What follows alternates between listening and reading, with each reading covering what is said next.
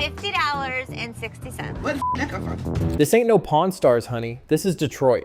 That line, barked by a furious customer while being escorted out by security, perfectly sums up what made hardcore pawn so special, and so completely unhinged. Because for a brief, glorious moment, hardcore pawn was the most chaotic thing on TV, a reality show that looked like it was filmed with a taser in one hand and a cease and desist letter in the other. Don't touch. Come on. Come on, man, let's go. Really? It was raw, unpredictable, and gloriously trashy. No history lessons, no carefully staged deals, just pure human meltdown, served daily at American Jewelry and Loan. Les Gold wasn't just a pawnbroker. He was a middle-aged lion tamer in a zoo of desperation. His daughter Ashley, sharp-tongued and unbothered. His son Seth, the guy you yell at in Monopoly for trying to mortgage everything.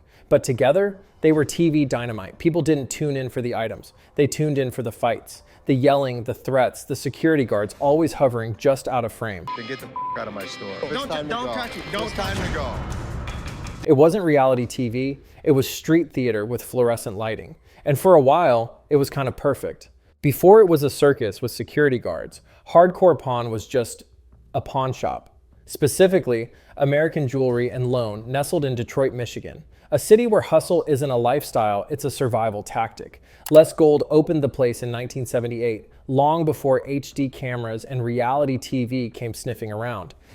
For their 8-day stay, Chesden and Bex's behavior will be subject to the Kimbrough's 1,000-word contract. He was third-generation pawnbroker, which sounds like a family curse more than a legacy. And he ran the kind of business where someone might pawn a stereo, argue about its value, and come back 2 hours later to yell at you for disrespecting their vibes. But Les knew how to work a room. He had the kind of charisma that could either sell you a Rolex or convince you to pay more for a fake one. Behind the scenes, Seth Gold, Les's quieter, numbers-obsessed son, was already plotting how to turn this whole mess into a marketing machine. He wasn't there to yell. He was there to monetize the yelling. And in the early 2000s, as reality TV started getting bolder, dumber, producers took one look at Les and thought, yeah, this guy, he screams ratings. True TV, which at the time was still in its we swear we're not just reruns of Cops era, saw an opportunity. I take $650. I can't give it to you. Sorry. With Pawn Stars becoming a hit over on the History Channel, they wanted their own version.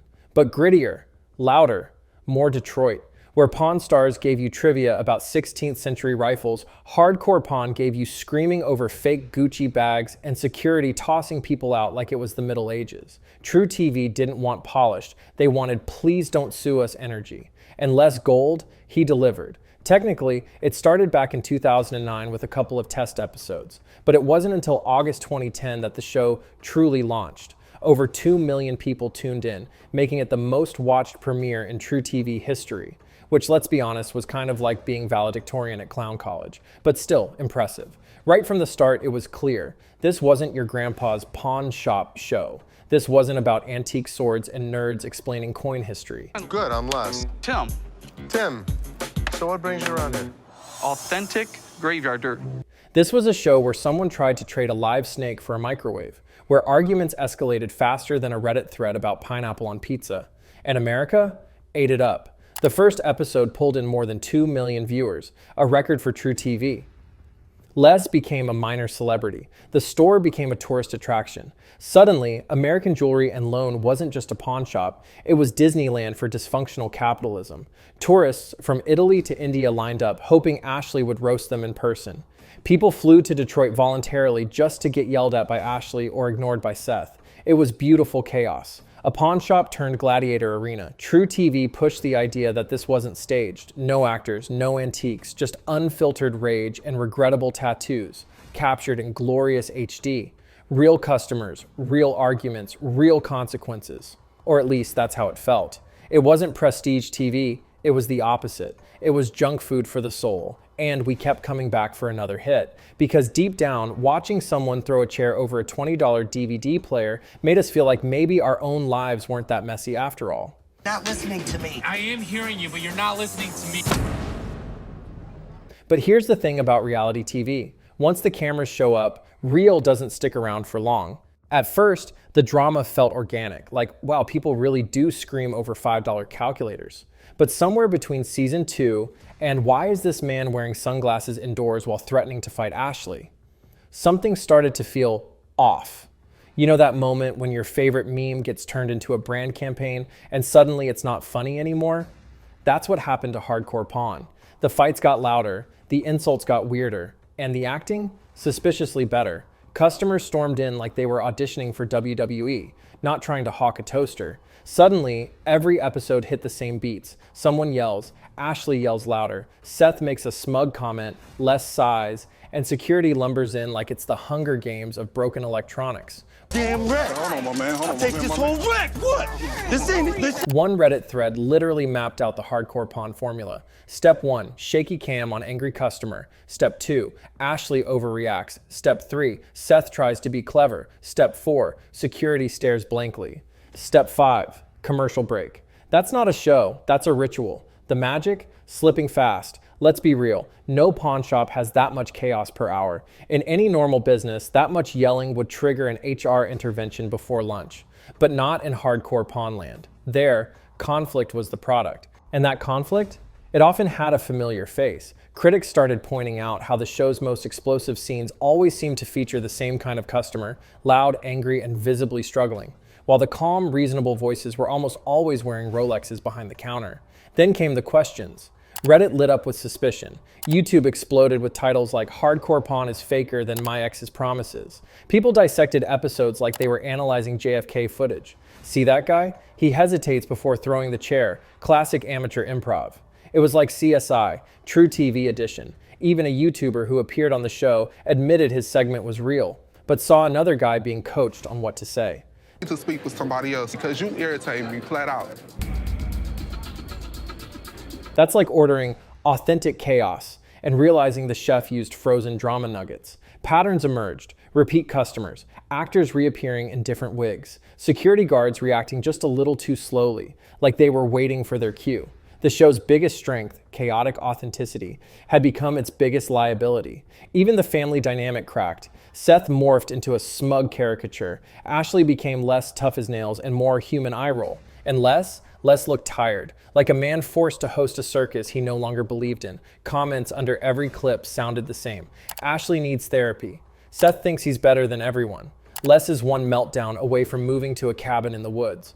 Hardcore Pawn wasn't a show anymore. It was a warning sign. Even staff started disappearing. Fan favorites like Rich and Big Joe were suddenly gone. No farewell, no context, just poof. You, get out of the store! Really? Really? Replaced by new faces who looked like they'd been pulled from a Craigslist ad for pawn shop extras. The customers didn't help. By season 4, it was a rotating door of weird. One guy tried to pawn a gold-plated toilet seat, seriously. Another came in with nothing but bondage gear. It didn't feel like Detroit anymore. It felt like a rejected sketch from SNL, Pawn Shop Edition. Every reality show has that moment, the point where it stops evolving and starts eating itself. For Hardcore Pawn, that moment arrived wrapped in chaos and coated in cringe. Enter the infamous Big Joe theft scandal. By now, familiar faces were vanishing.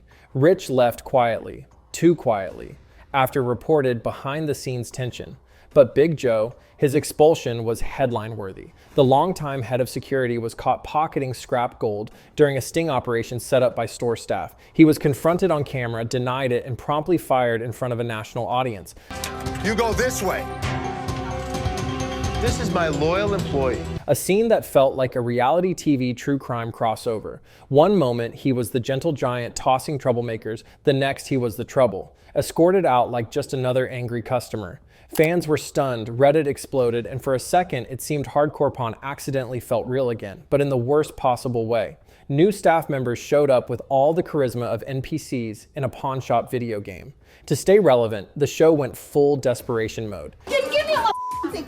She gave me a slip with a note on it. Show me the slip, I'll give it to you. They featured bizarre items that verifiably aired, prosthetic leg and bondage gear. Bizarre, yes, but produced under the flag of authenticity.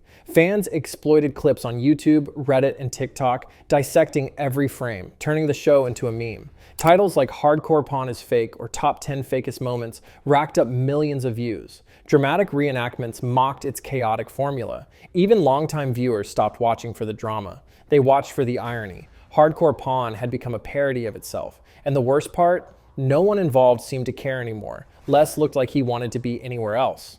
Ashley recycled the same 5 comebacks. Seth blinked through scenes like a man buffering in real life. They weren't characters, they were leftovers. Then, off camera, Ashley was done.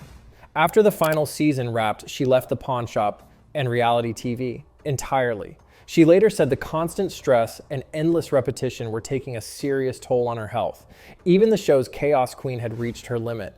So 6.5 years ago, I stepped away and I started a line called Pawn Chick Shopping. And then one day, it was just gone. No finale, no farewell special, not even a lazy clip show. True TV just ghosted the entire franchise like a bad Tinder date. New episodes stopped, no one asked why. There was a final episode, sure, but no one knew it was final. No send-off, no closure, just silence. Even the network seemed over it. True TV rebranded itself around 2014. No more pawn shop rage, just prank shows and comedy. It's not one of my gloves. I want to get in like at home, you know, you clean. Yeah. You know how it is when you get in. Hardcore Pawn didn't get canceled. It got quietly left behind like a forgotten TV remote, still technically working, but no one wants to touch it.